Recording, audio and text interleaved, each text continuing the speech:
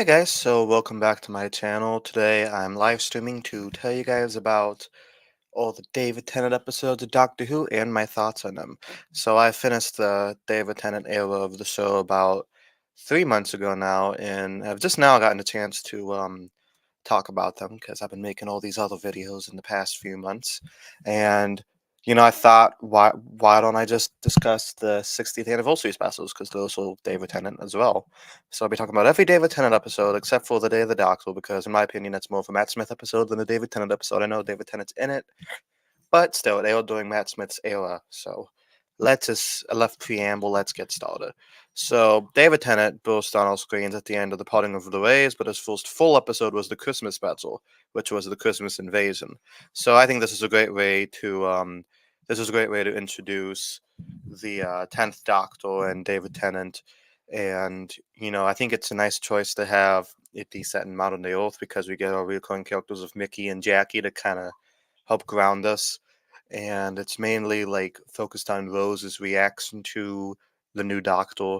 The Doctor himself isn't really in it that much. His only big scene of screen time is towards the end of the episode when he faces off the Rachnas and he takes down Harriet Jones's career. Who, in my opinion, I don't think Harriet Jones did anything wrong. But yeah, this is a B minus episode. Le- First of all, I got to remind you guys. I think some people don't understand how the tier list works. C is average. C means it's an average episode, and I liked it. C minus is below average. It was okay, not as good as some of the other ones I liked. C plus is above average. B minus is like really good. So anything in this B range is great. A is like one of the greatest episodes ever, and S is the greatest episode ever. So now that we got that out of the way, B minus is really good, pretty good. Okay, moving on to the his first season. We start off with New Earth. So this is getting a C. It's a good episode, but it's a little. It doesn't really do much for me though. It's kind of a run of the mill Doctor Who episode. Nice way to start the season, and it's cool seeing the Doctor and Rose on the first official adventure post regeneration, and it's pretty good. But like I said, it's kind of one of the mill Doctor Who, nothing special. I liked Cassandra's character a lot and how layered she turned out to be. But overall, it's okay. The cat people are cool, but the zombies, uh, bit they're good, bit campy, but still pretty enjoyable. Okay, moving on to Tooth and Claw. So this is another good episode. This is getting a C plus. I think the Doctor and Rose's romance comes off as a little forced, and I'm not a huge fan of Doctor human romances anyway, unless they're with River Song, because he's the only one who's like on his playing field. But Tooth and Claw is a pretty good episode nonetheless. I like the Queen Victoria stuff. I like the werewolf stuff, and I like how it kind of sets the seeds for Torchwood. So better than New Earth, but still not exactly like the greatest episode ever. But I did enjoy it a lot. Okay, next up we have School Reunion, which is getting a B minus. It's a really good episode because, well, it features the return of Sarah Jane Smith, one of the most iconic companions in the show's history, and it's the first time like a classic character appeared in New Who. So that's kind of a good milestone in itself. We've had several since. But Sarah Jane's always been such a likable character, and it's great seeing her interact with the Doctor again. And we see, what happens after Companion leaves the Doctor, how the lives have been like. Um, we also see the return of K9, and Mickey gets a lot to do here. Overall, very fun story. Anthony Stewart Head plays the evil teacher who, considering he's known best for playing a good guy in Buffy, he has shown through this and Ted Lasso that he's really good at playing bad guys too. So, another great episode here. Moving on, we have the runaway. We have the girl in the fireplace, which is, definitely up there as one of my favorite David Tennant episodes. This is getting an A minus. Um, it's great from the picture of Marie Antoinette to like the whole time travel aspect of it. It's a Stephen Moffat episode, so it's very high concept sci-fi while also being very character focused as well. His chemistry with Marie Antoinette is amazing in this episode, and you kind of see how lonely the Doctor is because it just kind of delves into the Doctor's mind and how he kind of feels like an outcast compared to everybody else. and it's just a really good episode. I love the scene where he reads his mind, and the Clockwork Droids are such interesting villains, which I'm really glad Moffat brought back in Deep Breath. So yeah, overall classic episode. It's one of the best. Moving on to the two portal Rise of Cybermen in the Age of Steel, and this is also a pretty good one. It's gonna get a C plus. So the Doctor, Rose, and Mickey travel to an alternate universe Earth where Rose's dad is still alive, and they're kind of creating the first Cybermen of this universe. So the Cybermen come back for the first time in like 15 years. It's epic. I think the Cybermen are very well portrayed here. I think they walk a little too loud. I prefer my Cybermen to be a little bit more creepy, like the 10th planet or the moon base, where they all kind of moving really slowly so you can't see them coming. But these guys, they stomp really loud. But, that's more of a nitpick than anything. It's a really good two-parter. Very emotional seeing Rose, and her dad from another universe. Like, she's very desperate to have a connection with him, but it's obviously not there because he didn't have a kid. And I don't know, it's just kind of tragic to see Jackie turn into a Cyberman, even if she is kind of a bitch in this universe. I don't know, it's a pretty good two total. Not the most memorable, but Mickey deciding to leave the TARDIS and live his own life with his grandma and those other guys. That kind of shows him coming into his own as an individual instead of just being hopelessly in love with Rose all the time, which gets a little annoying after a while. Because I'm not the biggest Rose fan, and Mickey kind of acts like a simp for most of the most of his time on the show. So it's nice to see him get a little bit more individuality. Okay, moving on to the Idiot's Lantern. This one's kind of lame.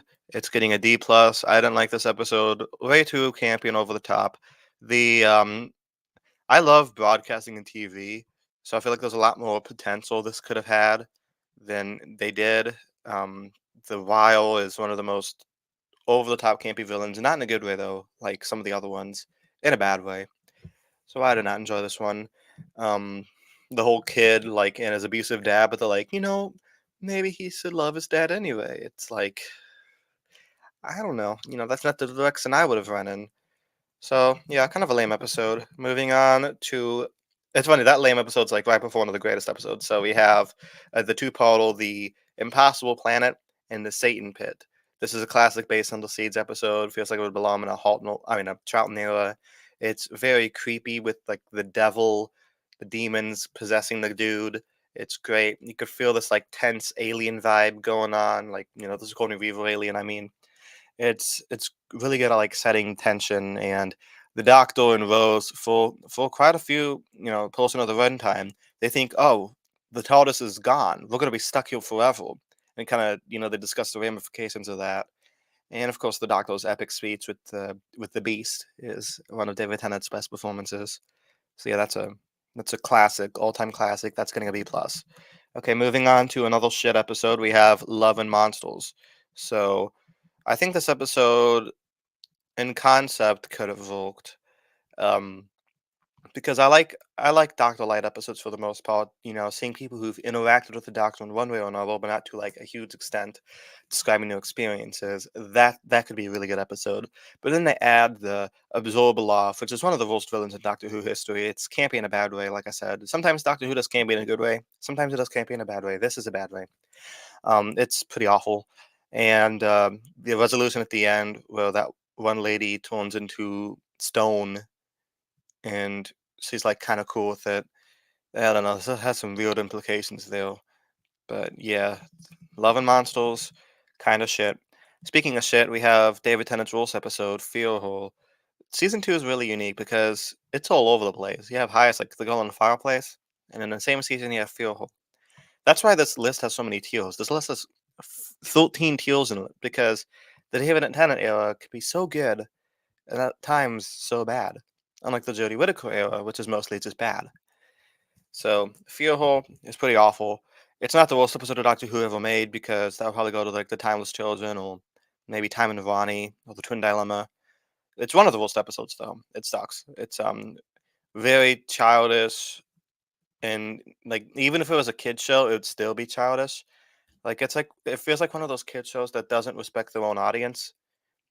Shows like Adventure Time or the Sarah Jane Adventures or Avatar. They're kid shows that actually treat the kids like they're not idiots. This feels like it's treating the kids like idiots. The Whisper Girl, I have true drawings. That's really silly. Um, I don't know, just it's bad. I really don't like talking about this episode. Okay, moving on to the season finale. So this is the two-part of the Army Ghosts and Doomsday. Yes, it's another classic. It's B plus.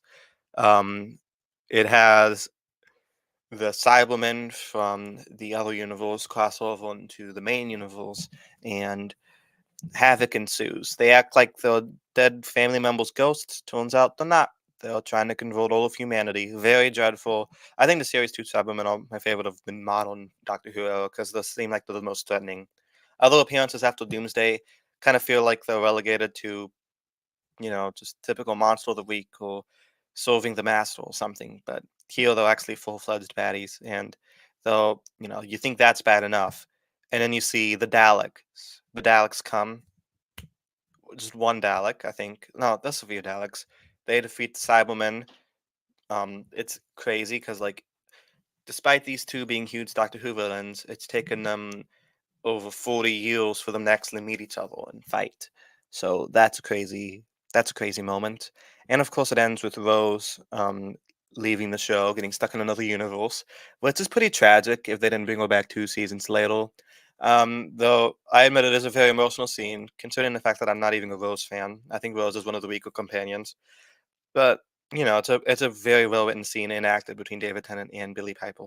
My dislike for Rose is this has nothing to do with Billie Piper. I think she's a great actress. It's just the way she's written, very self-centered, and I don't know. She just doesn't really care about her family. I don't really, and the whole romance with the Doctor thing. I'm not a huge fan of. Um, she's not one of the worst companions, but she's certainly not one of the best, and I think she's kind of overhyped. Okay, moving on to one of my least favorite companions to one of my favorite companions joins the show in The Runaway Bride. So we see Donna, and this is a Christmas episode. It's getting a C. Not as good as the first Christmas episode, but better than some of the later ones.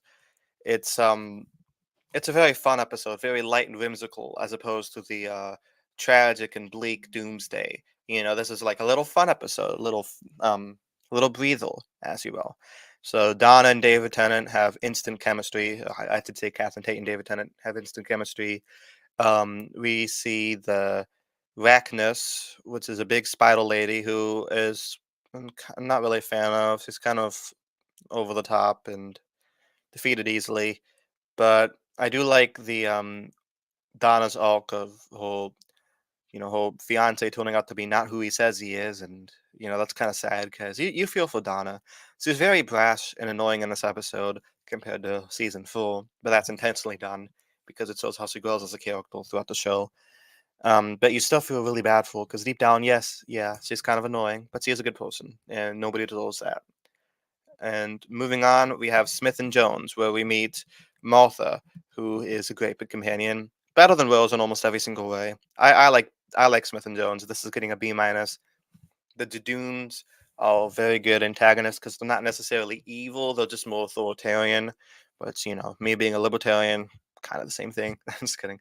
No, I'm not. So Martha is instantly established as this very independent companion. She's training to be a doctor. She's like a resident or something, and they get stuck on the moon. And the doctor has to figure out what is going on. Who's the criminal that the Judoon are chasing in this hospital? Very good plot. Great way to start off the season.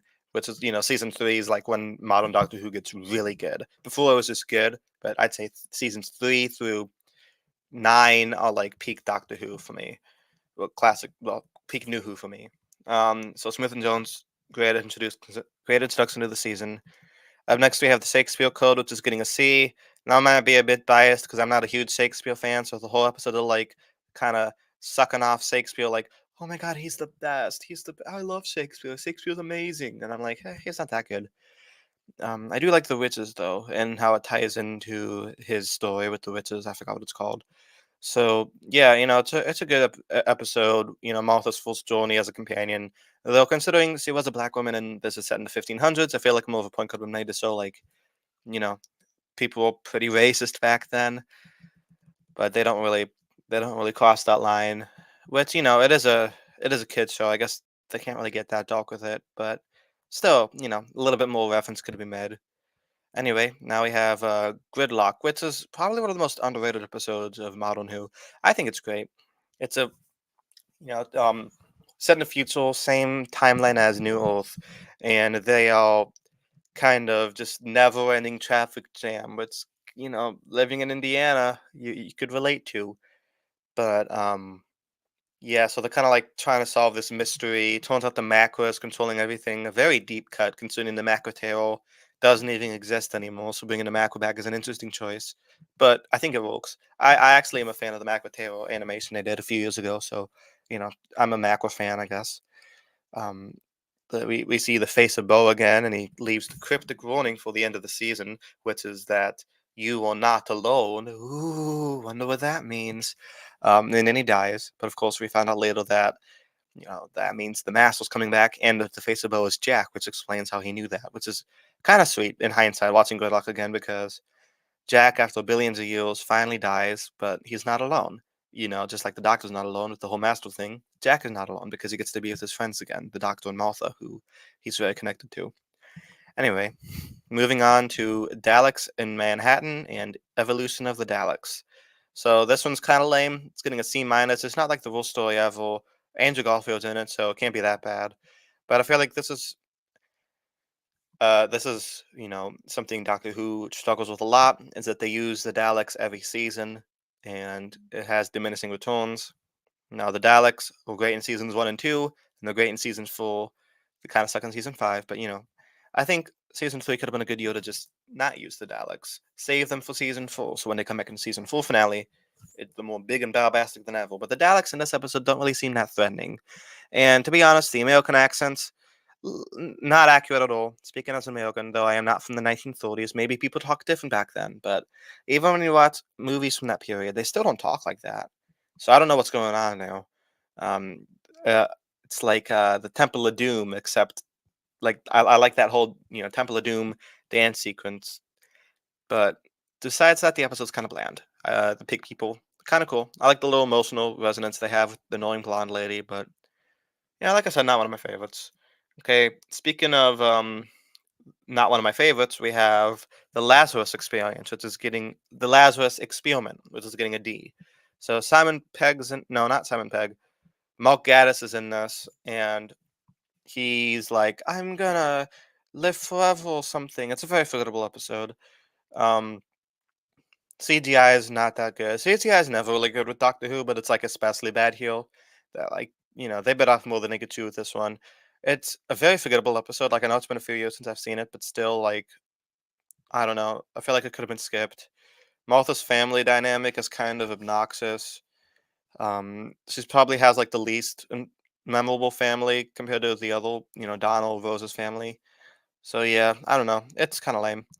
Moving on to 42, which is the first episode written by Chris Chibnall. And yeah, it kind of sets the tone for the rest of his era. Kind of. It's not as bad as his actual era. It's getting a C minus. And yeah, it's also a pretty good, forgettable episode. So they're on this thing, and they're on a spaceship, and it's going to crash into the sun, and then the sun is like possessing people or something, and then there's a huge countdown.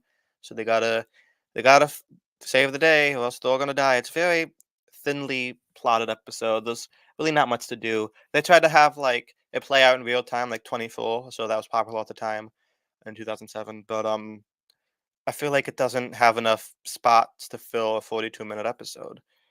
Um, I think the whole like possession on a spaceship thing was handled much better in the Satan Pit.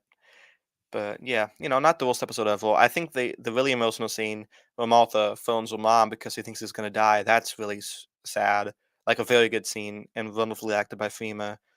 And the whole foreshadowing of Mr. Saxon wants to know this. That's really well handled. But other than that, the episode's really forgettable. Moving on to one of the most memorable episodes of the entire series, The Family of Blood. This is getting an A.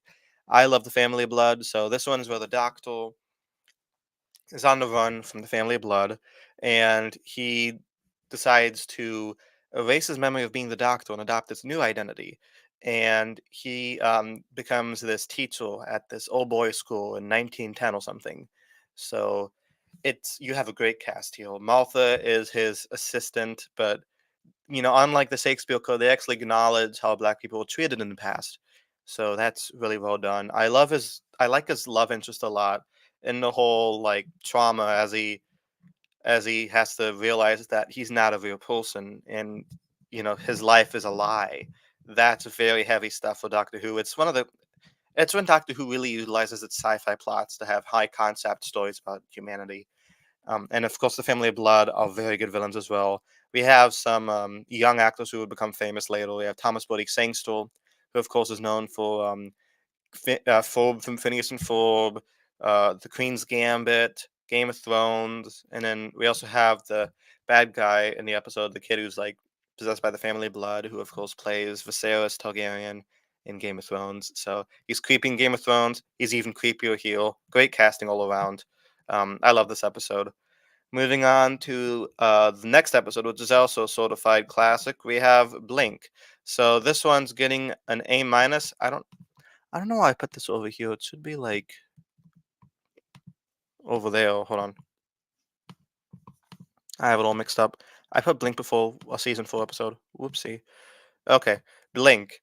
All-time classic. It's both I think it's a little overhyped, but it also deserves the hype. People say it's like the best episode of Doctor Who, and it's not, but it's still really good. So this episode barely has any scenes with the Doctor and Martha in it, which makes it very unique. People say, "Oh, if you're gonna show somebody Doctor Who for the first time, show them Blink," which I disagree with because, like I said, our main character isn't even in the episode that much. But it works really good as a standalone anthology. So we follow Sally Sparrow as he tries to piece together this mystery involving the Weeping Angels and time travel and stuff. It's written by Stephen Moffat, so of course you have high concept sci-fi mixed with very like emotional character moments as you know, as people around Sally disappear. Her best friend gets sent to the past and Sally never sees her again. And the cute cops he was gonna start dating, he also gets sent to the past. And then 5 minutes later, she sees him as this old man. It's very sad. Like you have those very sweet scenes where she's reading a letter from a friend, or when she is once he's talking to the cop guy in the hospital as he's about to die. It's just like Moffat is so good at that, having very emotional moments, very tense moments, very high concept sci-fi moments. It's great, and the resolution of the episode is fantastic as well. And I love that final scene where he finally meets the Doctor in real life. He realizes he's from the past, so he hands him the photo, which kind of explains the events of the entire episode. It comes full circle that way. It's a great episode of The Weeping Angels.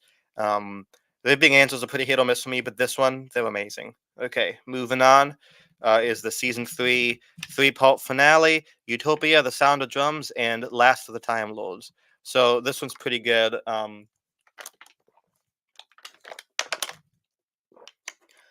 We see the return of Captain Jack, who's had season 1 of Torchwood already, but Doctor Who hasn't been seen since the parting of the ways. And he finally meets the Doctor again, and Martha, and they all travel to the end of the universe. Though Doctor Who has had the end of the universe several times before, so I don't know how many ends of the universe are there. But anyway, they're being chased by these, I guess, tribal zombie creatures, very creepy. And there's this little hut, this little city where they're safe by Professor Yana, who's not who he says he is. He turns out to be the master. You are not alone is the master. So he regenerates in the um he regenerates into a younger version whose name I'm forgetting.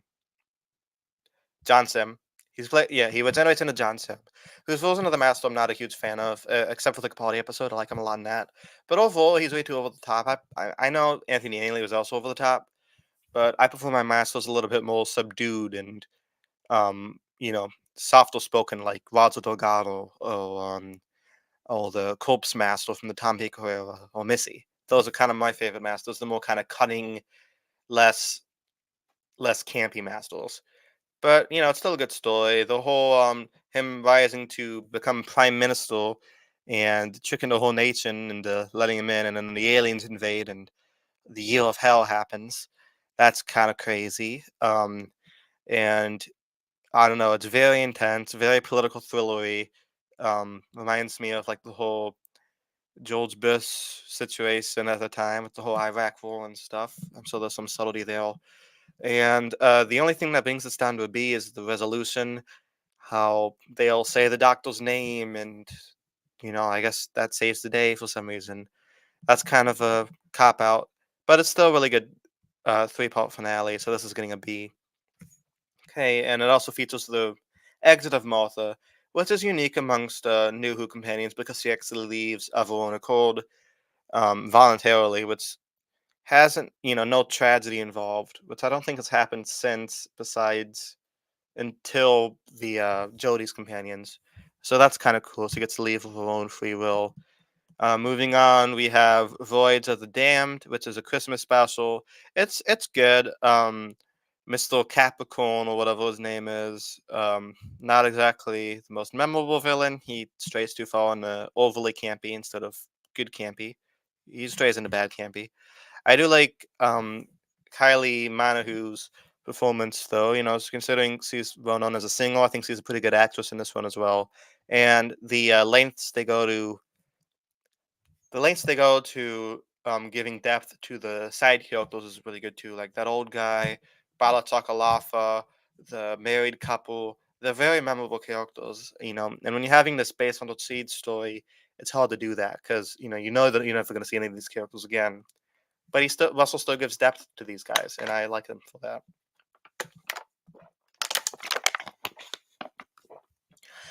Okay, so moving on, we got the series full premiere. What's his partners in crime? This is getting a C plus. We introduced to Donna, and turns out her life wasn't as good as she thought it would be after she left the doctor. She seems kind of stilted in life, which I'm sure we all could relate to. We I love her relationship with her granddad Wilf. One of the Doctor Who's best side characters. And her meeting the Doctor again is one of the cutest scenes because they're like miming, what happened to them since. That scene is funny. And then you see like the bad ladies been watching them the entire time. It's comedy gold. The adipose are very cute. They're like Ewoks, except they also could kill you. Um, but they gotta be. Why do they gotta be so cute though? I don't know.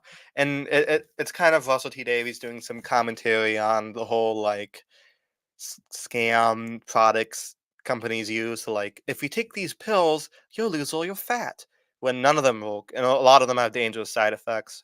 This episode's Russell kind of, satirizing that, and I think Russell's pretty good at satire compared to Chris Chibnall.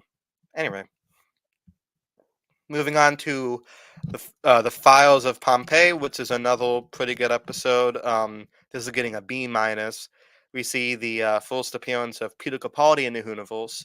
He'd later come back for Children of Earth and Tortured, and of course, one of my favorite doctors, the 12th Doctor. But here he plays a normal Roman guy, and Doctor and Donna. It's Donna's first real trip in the TARDIS, so he gets to see like what it was like living in Pompeii, and the tragedy of like you can't save everybody, you can't mess with time.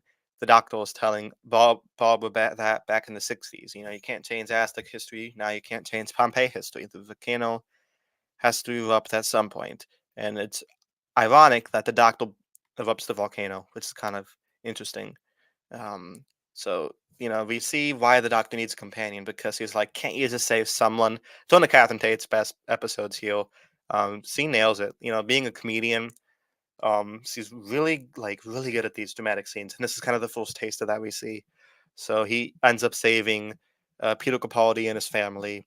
Um, Besides that, I think the villains are pretty memorable, like the witches and the Covenant. Karen Gillian's in this episode way before she becomes Amy Pond, the next season. So yeah, it's a pretty good episode. Not gonna lie.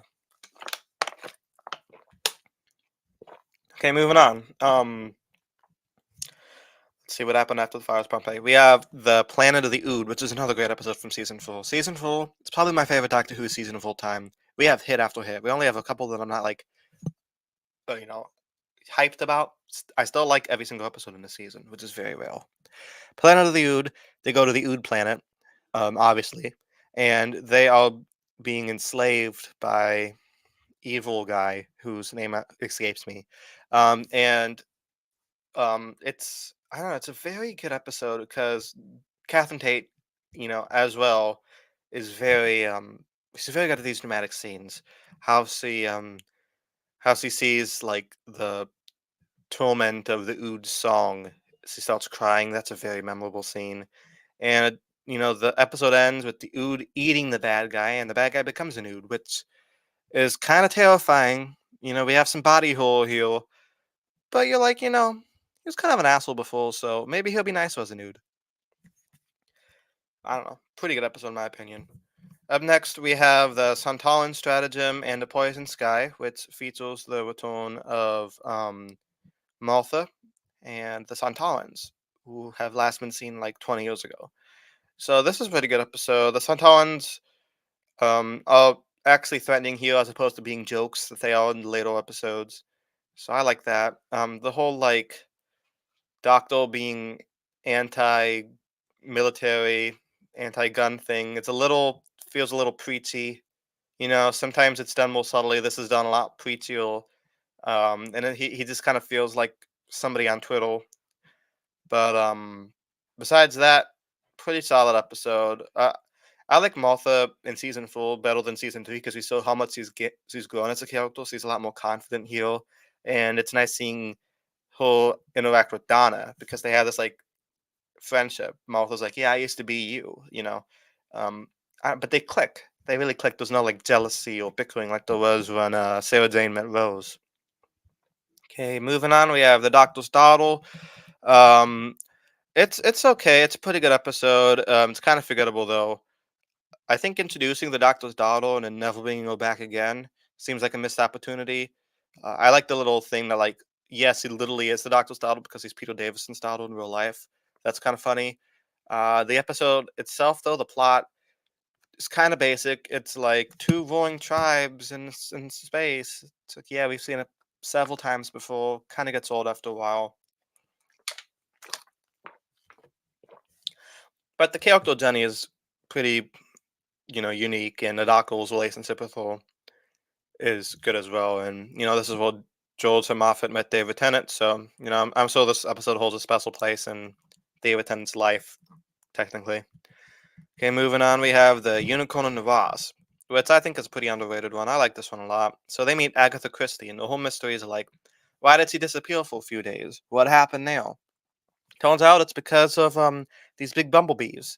One of them's technically like he pretends to be a man at this little house party, and the episode plays out as if it's an Agatha Christie novel. So that's really cheeky and fun, and it's one of those campy comedic episodes that doesn't fall flat for me. Like this is campy in a good way. Like I said, other episodes campy in a bad way. This is campy in a good way. So yeah, overall, pretty fun episode. It's something like you'd watch if you're in like a light breezy mood. Um, as opposed to the next episode, which is Silence of the Library, which might be my all-time favorite episode of Doctor Who, along with Heaven Sent. This is a great episode, and the War Games, I guess. This is a really good episode. The best David Tennant episode by far. So we meet River Song, played wonderfully by Alex Kingston. Though she has met the Doctor several times before. We're introduced to the concept of River Song, how she meets the Doctor out of order, and this is the last time she meets him, which is very tragic and sad. And you know, we don't really know much about River Song's history, but through the way she acts and the chemistry she has with David Tennant, instantly says she is a very important person in the Doctor's future, and it's very tragic that he can't remember her. It's especially rewatching the episode after finishing the Matt Smith and Peter Capaldi eras, where she meets the Doctor again. You get to see like how much he's been through with them, and it's such a beautifully written episode. Moffat, like I said, with Blink or The Girl in the Fireplace, is so good at balancing these high concept sci-fi episodes with very emotional story arcs. And of course, the episode itself is full of high concept sci-fi stuff. We have the Vast Nevada, one of Doctor Who's most memorable villains, and I'm really glad they didn't bring him back because if they did, they'd be kind of underwhelming. So they kill them, but kind of not really because when these people die, they're uploaded to the cloud and live in this real dystopian, like online sanctuary. It's very creepy. This little girl lives inside of it, but you don't really realize that until episode two, I think. And she's like the center of the computer because her uncle was the creator of the library. And her conversations with Dr. Moon have this very unsettling approach to it. I love it. I love it so much. And when Donna gets saved into the library, and she has this very like beautifully written story. She meets this man who's perfect for her. They get married, they have kids, and then through Miss Evangelista telling her it's like her entire reality is a lie. It's very tragic because unlike Neo from the Matrix, whose life wasn't exactly that exciting or fulfilling, Donna had a fulfilling life, and to lose all of that is so tragic. It's Catherine Tate, like I said several times in this video, does such a great performance in here. So yeah, it's great. And the scene where the Doctor ends up saving River's consciousness into the library computers, it's one of Doctor Who's most like heartwarming scenes in the entire show. Very like intense and has this great emotional payoff. It's a scene I go back to again and again. And Alex Kingston's narration to finish the episode off is perfect, along with the music, the directing, the acting. David Tennant's great here. Everything about this episode is perfect. I could talk about this episode all day, but I can't. So, Silence of the Library and The Forest of the Dead, it's peak TV. It's amazing. Moving on to another classic episode, we have where'd Midnight go? We have Midnight. I don't know what about. Okay, so this episode doesn't really feature Donna that much. So it's kind of just the Doctor on the ship all alone. It's him at his most vulnerable because this creature enters the ship, takes control of this lady, and tries to convince all the other people to kind of kill the Doctor. It's very good. It's possession done so creep. This episode is so good at being creepy. Russell T Davies, half the time he's camp, half the time he's nightmare fuel. Between this, Turn Left, Waddles and Malls, and Children of Earth, when Russell wants to go dark, he could go really dark.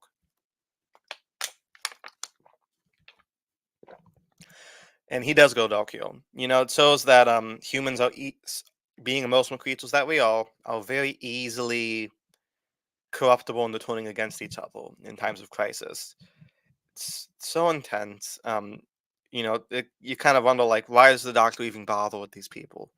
The villain of the episode, who is never named, the lady who plays her, being possessed, is so creepy as he like repeats what they say, then says it at the same time, that says it before he says it.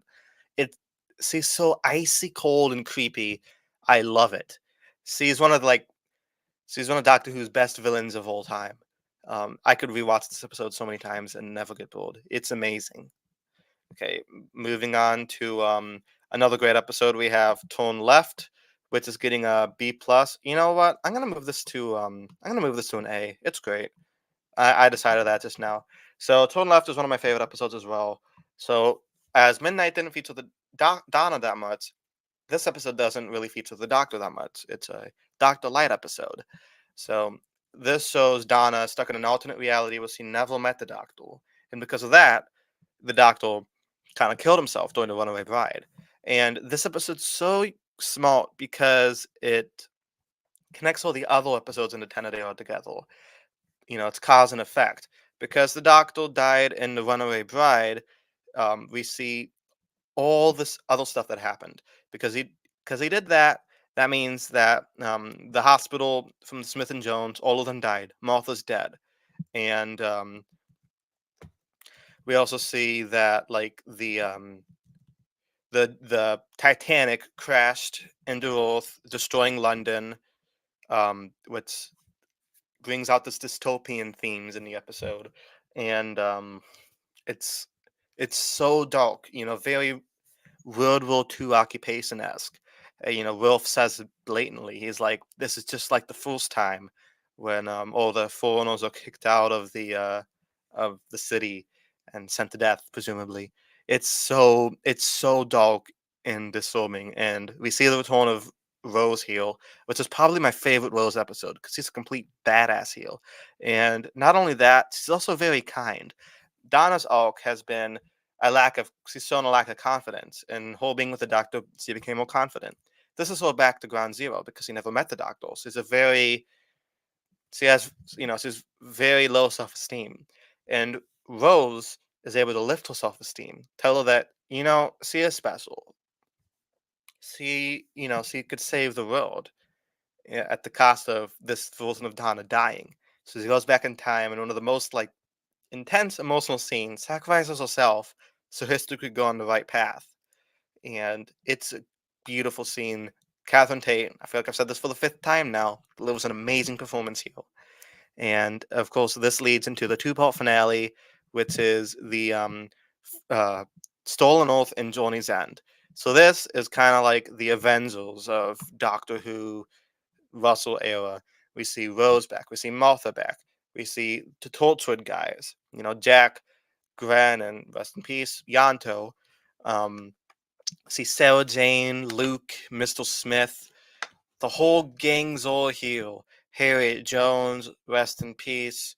Um, it's very epic. The Daleks are here trying to, erase reality for some reason because the Daleks just like to do that. Davos is back for the first time in like 20 years, and his scenes with the Doctor are as chilling as ever. He's played by, I believe, Julian Bleets in these episodes, who probably my second favorite Davos after Terry Malloy. He's so just cunning and unnerving and creepy, like, but still has that humanity in him, which makes him even scarier. Uh, Overall, great two-part finale. I like the way they wrap up all the characters, though. Rose getting to live with the Doctor's clone in Parallel Universe kind of undermines the tragedy of her exit in the first place, but, I could look past that. Donna getting her memory erased is very tragic because, like I said in Turn Left, we see how much he's changed by being with the Doctor, how confident he's grown. It's great arc, and that get all taken away in this episode feels so sad and tragic. Though, like I said, um, brilliant writing and very ironic. Though this does get somewhat undermined in the Star Beast when everything's great again. She can remember or not die, so it kind of ruins that. But as it stands, very good episode.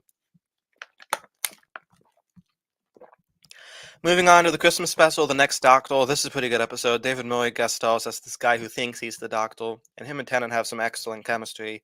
There's some warmth there. The episode itself doesn't make much sense with the whole Cyberman thing. This is when the Cybermen start to get a little ridiculous. In fact, there hasn't been a great Cyberman story since, besides Road Enough in Time and The Doctor Falls. So that's like 9 years between good Cyberman episodes. But yeah, this one a little too goofy. I don't like the bad lady. She's like, I I hate men, so I'm gonna kill everybody. Like, she doesn't really have much of a motivation here besides just being evil and working with the Cybermen. Um, and the whole mystery of who this guy is pretty good.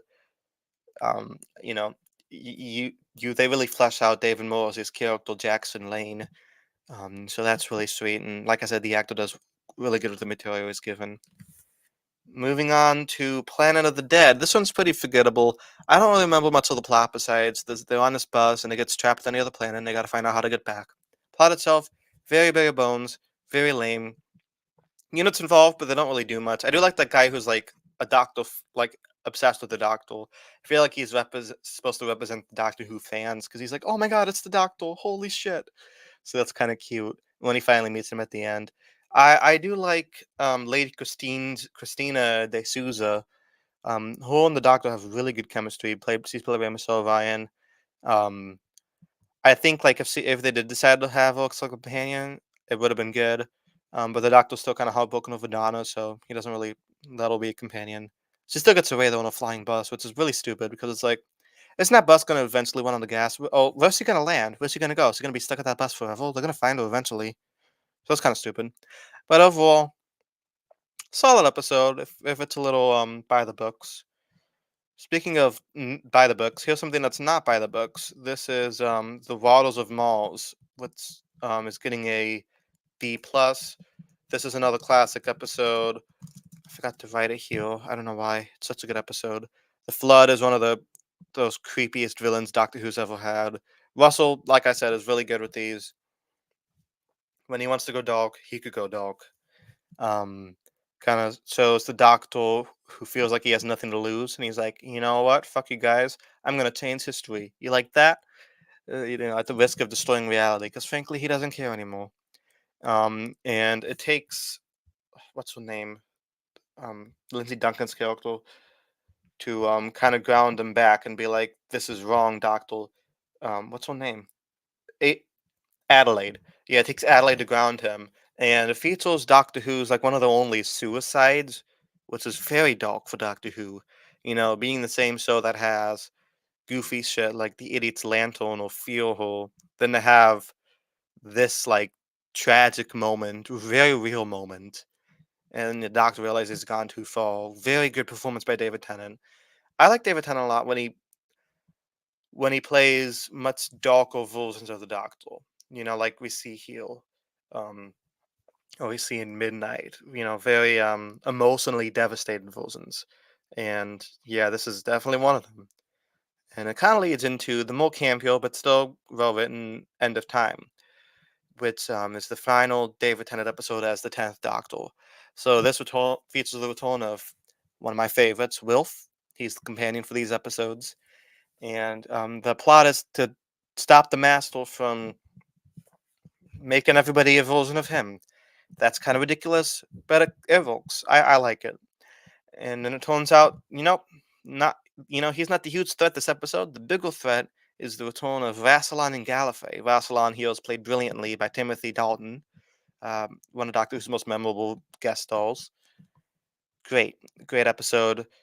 I like how after this huge battle scene, you think the Doctor's gonna go out in this huge blaze of glory, um, but he survives. And this one you think it's gonna be all right. Wilf knocks full times, fulfilling the prophecy. So the Doctor doesn't go out in this huge blaze of glory. He saves one single old man, which is kind of fitting. Without witness, without reward, he decides to give up his life. Though I think it's a little too overdramatic because he just turns into somebody else. But like he said, every time he changes, he feels like dying. But still, he didn't have to make Will feel like shit about it. I do like the whole last 20 minutes of the episode where he goes visiting all the other companions and characters we've seen in the first, his whole 3 seasons. It's a nice way to wrap up both his era and Russell T Davies' era in general. So yeah, after this, he turns on to Matt Smith, whose episodes I won't be discussing in this video. Probably talk about them at a later date in a few years. He comes back in the Day of the Doctor, which if I would give it a grade here, it'd be an A. I love the Day of the Doctor. But like I said, more of a Matt Smith episode than a David Tennant episode. So David Tennant, being the lead character, he comes back in the Star Beast, which is the 60th anniversary, part 1. This episode is kind of lame. It's getting a C minus. There's some good parts here. Catherine Tate's great. Um, the Meep is pretty enjoyable, but as the episode itself feels very tame and safe. They play it too safe. The whole like 1 minute they're talking about how gender's a social construct, then the next minute they're shaming the Doctor for being a man. Doesn't really sit right with me. Kind of seems a little hypocritical. And what has the Doctor really done to, deserve being ridiculed in this episode? I don't know. But, whatever. The resolution of Donna losing her memory in one of the most saddest Doctor Who moments is very undermined here by whole splitting it with her daughter, Rose. And they're like, oh, everything's fine, yay. It's like, I guess it's a happy ending because we get to see Donna for another 2 episodes, but still, I think, the better narrative choice would have been her sacrificing herself to save those million people, and she dies in the process. That would have been a better ending. But, I do like Donna, so it's not the end of the world that she doesn't die. Up next, we get the Wild Blue Yonder, which, in my opinion, is the best Doctor Who episode we've seen in years. Um, Before the Wild Blue Yonder, I'd say like the best episode before that was the Doctor Falls, which is a whole 6 years before the Wild Blue Yonder. So there's been a lot of crap. So this is finally getting back to like really good Doctor Who. Very high concept sci-fi stuff going on. The not things, the fake Doctor and fake Donna, the creepy spaceship. The whole episode's basically just David Tennant and Catherine Tate for like 95% of the episode. It's so unsettling. So like we get these like Eraserhead body hole scenes as they bend their bodies because they don't know how space and movement work. It's great.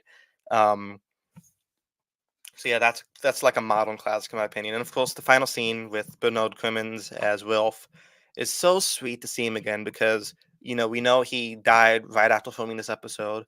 So this is of course the last time we see him.